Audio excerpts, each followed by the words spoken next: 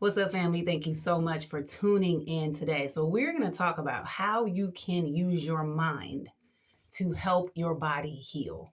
I don't care if it's a physical health issue or a mental health issue, you have the power inside of you to turn it around. So, I want to talk about some ways that you can do that. The first thing is your thoughts. Just like they say, your thoughts can make you sick, your thoughts can also make you well. A lot of times we are not aware of our thoughts. Like, you know what your thoughts are, but you haven't taken inventory. So the first thing that I would suggest is sit down for a moment, 5 minutes, 10 minutes, and observe your thoughts. Pretend like someone's writing down everything that you're thinking. And when you go back and look at that, how much of that is negative? How much of that is self-destructive? How much of that is focusing on what's going wrong? So the first thing that we have to do is be aware of our thoughts. And then the second thing is change them. You want to surround yourself with solutions. So don't talk to people about what's going wrong unless it's somebody that can help you. A doctor, a therapist, a counselor, etc., a mentor. But don't talk about how your situation is. Try to talk about how you want your situation to be, because that's you taking your power back over it. Next, I want you to look around your environment right now. Scan the room. What makes you sick when you look at it? Sometimes it's bills, medical bills, receipts, whatever that is. I'm not saying throw them up and don't burn them. Just put them away. Medication, supplements, things that you walk by. Maybe it's a machine that you use with your health issue, whatever it is. Cover it up with a nice, pretty sheet or a box. Put the pills in a nice box and put words around it. Healing supplements, right? Miracle pills or just miracles, whatever, or put some positive pictures on that box. So I'm not saying put pills away and don't take them or put supplements. I'm just saying put them in something that is visually pleasing and encouraging to your eyes, because that visually we create a story through what we see. Next thing here is surround yourself with images. So a vision board, you probably heard people say that, the power of seeing something.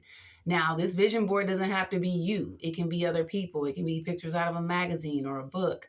It could just be words. It could be in a journal. It doesn't have to be on a board. Cut some pictures out, write it down, put it in a journal. Just look at it. Just meditate on it, right? And imagine you're creating this mental imagery, but you're also creating a new narrative for yourself. You are changing the way that your cells are operating in your body. You are changing frequencies in your body. You're changing your neural pathways in your brain, just like when you smile. So side note, look in the mirror and smile. So when you're saying those positive scriptures, affirmations, statements, even when you're not feeling good, just and do that seriously for like 30 seconds.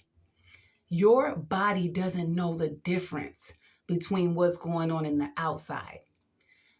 When you smile, it's like, oh, we're happy. Oh, things are going good. Okay. So now the body internally is going to shift to respond to that. It's almost like you're telling it what to do based on that. So affirm yourself, read scriptures, look in the mirror, do all the things that you need to do to empower yourself. Address any emotional issues that you have. Many times, what's going on with us emotionally turns into a problem physically. And you may feel like, oh, in my life, I'm good. I don't have no emotional issues right now. You might have to think back to when you were 20 years old, 15 years old, 5 years old. There may be something that happened in your life that is creating a physical problem. I know it sounds crazy, but it is connected. Think about the inner child in you. There's a period in your life where that child needed something, protection, a voice, comfort, options, nurture, whatever it is. What did you need that you didn't get? Think about that. Visualize yourself as that child, and then visualize yourself giving yourself, that child, what it is that they need. Maybe it's you sitting next to them on the bed and rubbing their back. Maybe it's you showing up at their games and cheering them on. Maybe it's you hugging them or telling them something positive that they needed. What did you need that you didn't get? Who did you need it from? Why did you need it? Go back and address it. If you have issues with people in your family, people think, oh, I had a little issue or whatever like that, but life goes on. Listen, let me tell you, the body keeps score, and it keeps a tally of every emotional block and trauma that you have. You might have to go back and forgive somebody.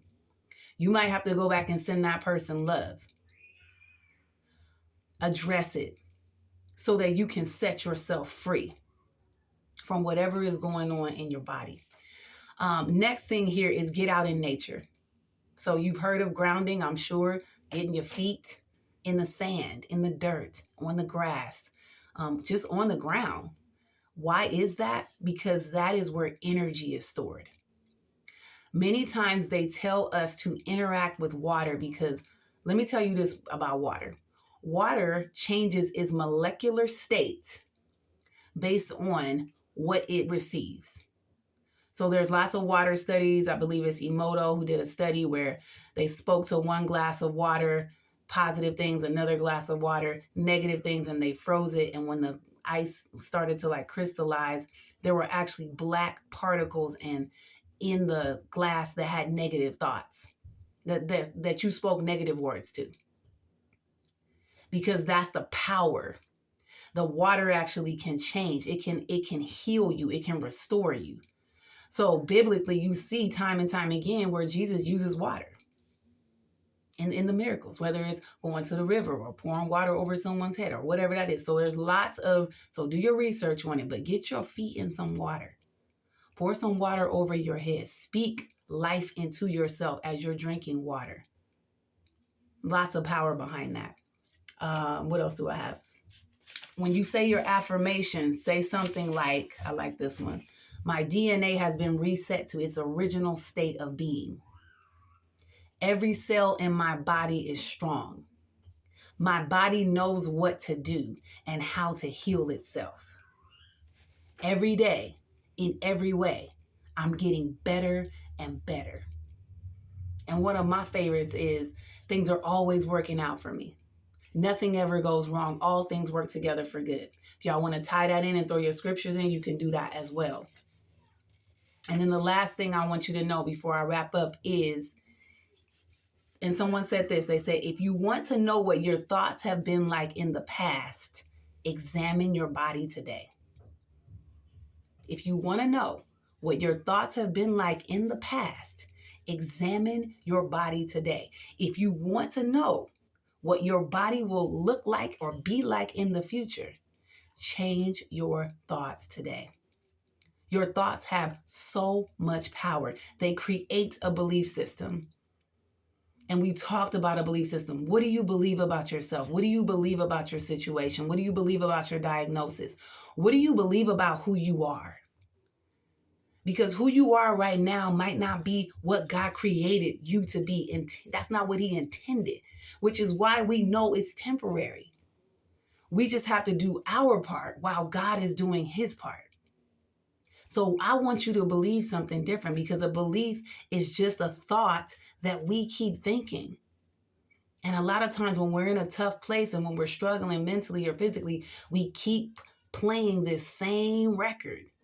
We keep singing this same song. And I'm not saying this because it's easy. I know it's tough, but I need you to change the channel. I need you to change the channel. I don't care if you got to have tears in your eyes. I don't care if you fighting yourself on it. I don't care if the enemy is telling you that it's never going to happen or whatever. This situation is going to be like this forever. He's a liar. You just got to continue to push through it. You have to take your power back. How bad do you want it? I know you want it bad. I know I do. And then once I started to make those changes and shift, God told me, he said, this healing has to be about me. This transformation has to be about me. That has to be the reason why you want to pull through this. because you want to save other people. You want to help other people. You want to advance my kingdom. You want to spread your light and your love. You want to help other people navigate life in a way that may be challenging and difficult. I need to know that I can use you. I need to know that I can trust you. And I promise you, whatever you're going through, it has purpose. It does. God's going to use it. Okay. So this may just be one thing that helps you. I'm praying that it does. If it does, send it to somebody else. You know, stay encouraged. This is not an end all be all list. There's lots of things. But I need you to meditate and change your story. The best way to have the life that you want is to create it. And we have to create it in the mind. That's our part. The miracle is God's part. If that's what you're praying for, and I know the feeling of that is we pray for it, we release it, we trust God for it, and then we say, what can I do? How can I assist myself and assist you in this miracle? What do I need to do? And God will lead you to it. So stay encouraged, stay blessed. Don't stop, don't quit, don't give up. Listen, this is just a process. This is just a journey. It's temporary. It's not going to last forever. And you will come out of it better and stronger. God bless.